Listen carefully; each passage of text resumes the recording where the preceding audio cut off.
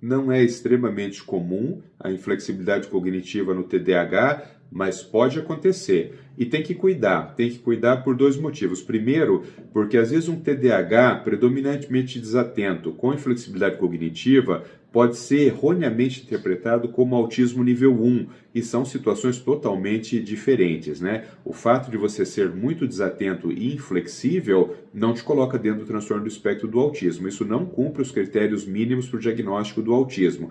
E uma outra questão é que às vezes o indivíduo está com o diagnóstico correto de TDAH, mas ele é inflexível, ele é muito rígido nos seus comportamentos e isso não é abordado. Por quê?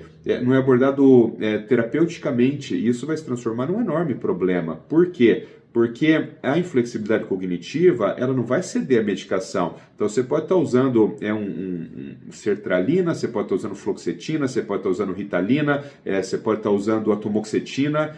O comportamento inflexível, o tratamento dele ele é psicoterápico.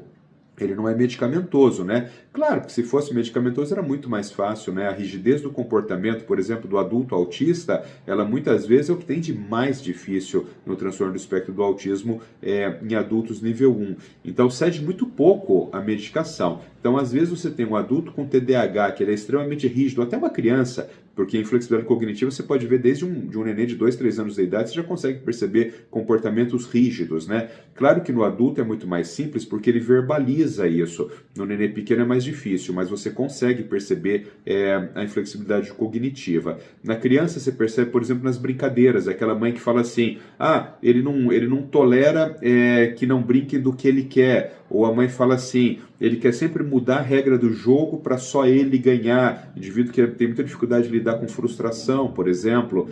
No adulto já é diferente. Você pode ter rigidez de comportamento, por exemplo, relacionado ao horário de trabalho ou relacionado ao comportamento dos outros dentro de uma escola, por exemplo. O indivíduo que ele é rígido, ele pode ter dificuldade com o comportamento do outro. Por quê? Porque existe uma regra para ser seguida e ele está seguindo a regra, mas o outro não está seguindo a regra e ele começa a se incomodar com o comportamento do outro. Você percebe que a inflexibilidade cognitiva ela pode trazer muito prejuízo para o indivíduo, né? Principalmente prejuízo de relacionamento social, porque ele começa a incomodar os outros com a rigidez que é dele.